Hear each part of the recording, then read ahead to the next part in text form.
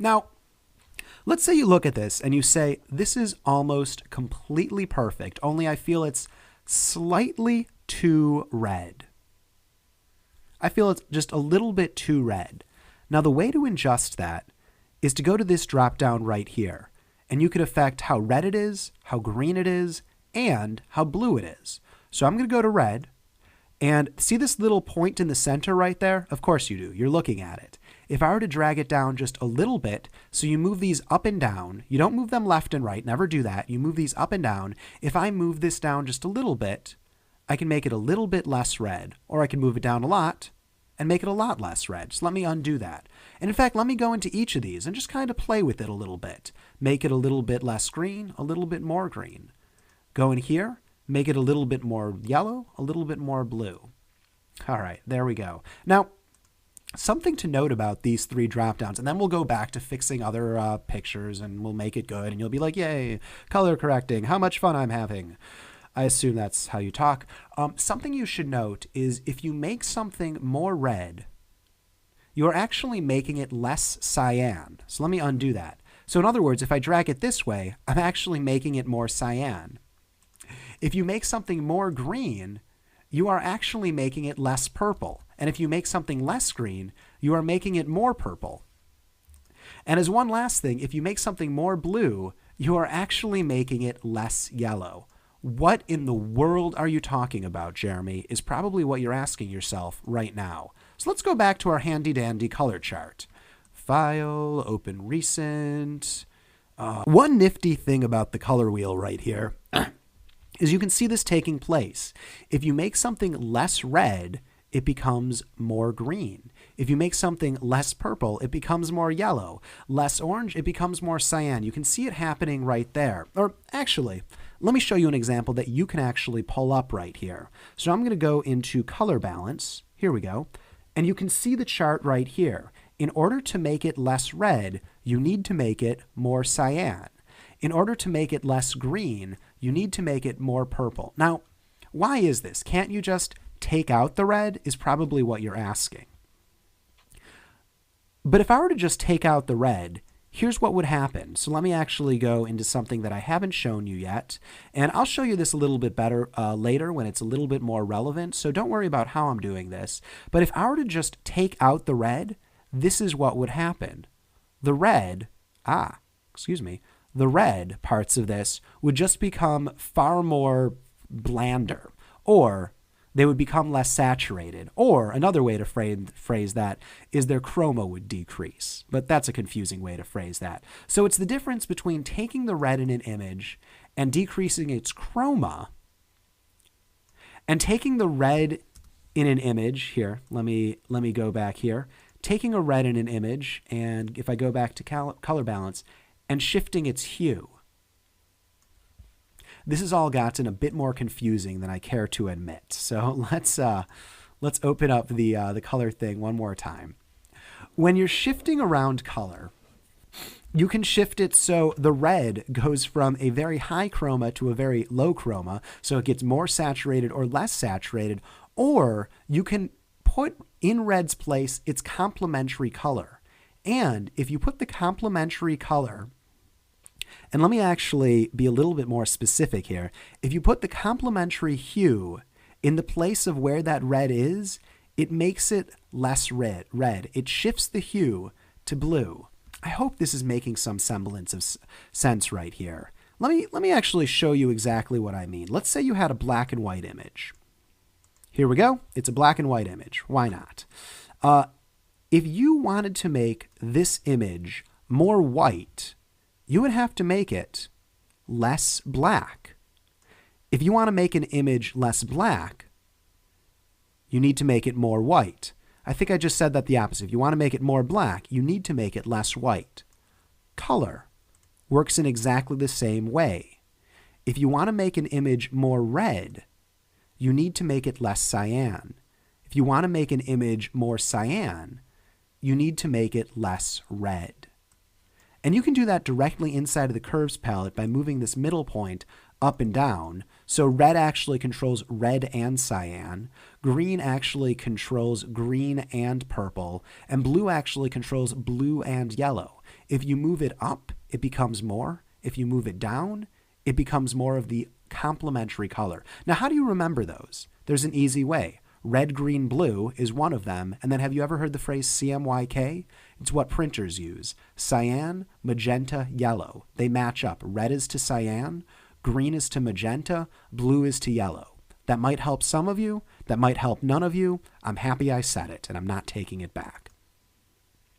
So in other words, the ways that I fix just about any image is I create a curves color adjustment layer. Let's do that right here. I hit auto. I say, oh no, that's not the auto I want. That's gross. I go to auto options, go enhance per channel contrast. And if that's good enough, I say, okay, that was good enough. If that's not good enough, so let's go to something like this. I go to curves. I hit auto. I say icky gross from the default options. I go to enhance per channel contrast. I say that is not good enough. So I set a white point, way too white, and I use Alt to make me figure out where the white point I want is. Not white enough. Not white enough.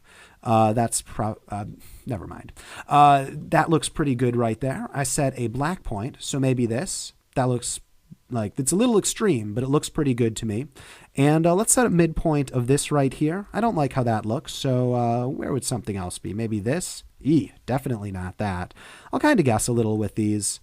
And, you know, it's a little bit of playing around. There is an art to it. It's not all math. I think the microphone right here looks pretty neutral. And while this is actually pretty neutral right here, I kind of like the stylized colors that were happening. So I'm going to undo that. I'm going to get this neutral right here. I'm going to undo that. I'm going to play around with it a little bit. And even though it's just 3 clicks, it's the right 3 clicks. And I tend to go a little bit too extreme. So maybe I'll increase the lights, decrease the darks, and then just bring down the opacity on that layer right there. And just in that, it went from this to this. Let me show you that again because that was a whole lot of different steps. Don't save. Strawberry blue channel. All right, so I'm going to go here.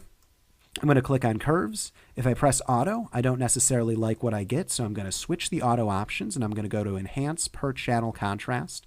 This is much better. So let me again just show you the difference. This is using it with the default auto setting. This is with the far better auto setting. And right now we have the difference between this. And that's just in using the auto. If I want to make it lighter, I do this. If I want to make it darker, I do this. So something you'll notice is when I'm just on RGB, this makes it lighter, this makes it darker. But when I'm on the individual color settings, it actually shifts the hues themselves. Don't worry about why this is happening. Just be aware that this makes it lighter and darker.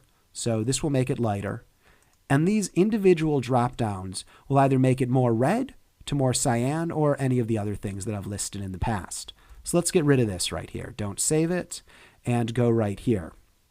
I'm going to go to here, curves, curves, auto. Auto doesn't make me all that happy, so I'm going to try the other version of auto. You'll notice there's 4 versions of auto. I really only like to play with this one, enhance per channel contrast. And sometimes I'll set the clip up a little bit more. And already that's all right, but I'm going to actually set a white point. That's way too white, so I'm going to go down here, hit Alt. Let's see what happens when I go right there. I'm going to set a dark point. So that looks pretty good right there. And I'm going to set a midpoint. What looks like a neutral gray to me? Maybe this? I don't think that did anything. I'm just going to click randomly in this image and see what happens. And we see different results happening. I'm pretty happy with this. It made it go from this to this. Now I could push this even further, and that's exactly what I've done in the past, but we're just going to make it go from that to that just in 3 clicks. Now you're probably saying to me, all right, Jeremy, I get this, I'm clicking the white, I'm clicking the black, and everything's becoming slightly better, but I still don't quite understand what's going on in the curves panel. So let's go to curves, and I'm going to try hitting auto. I'm going to go here, I'm going to go to auto options, and what I say to that is, honestly, for now, don't worry about it. You're just getting started in Photoshop. Just be aware that this is the best way to do it, and this is the panel that gives you these 3 eyedroppers right here. Now, if you finish using these 3 eyedroppers and you're not completely happy with it, so let me actually affect what I think the midpoint is. There we go. That's much better right there. If you're not happy with it And if curves is seeming a little bit too confusing for you, and you know what, it is the most advanced tool you'll find in color correction in Photoshop. If it's seeming a little bit too confusing to you, what you can always do is, instead of going into the individual channels, red, green, and blue, is you can always use color correction layers, color adjustment layers together. So I could then add a color balance to on top of this and make it so all of this is more red on top of this. You can always stack them on top of each other. That is an option. I just wanted to show you the very best tools. So from the very start, you're doing it the right way, because as you can see, curves doesn't have to be considered all that confusing of a tool. I'm hitting Alt right here. That looks pretty good. Let's find the black point. That seems a little bit too dark, so let's set it to that. That seems much, much better.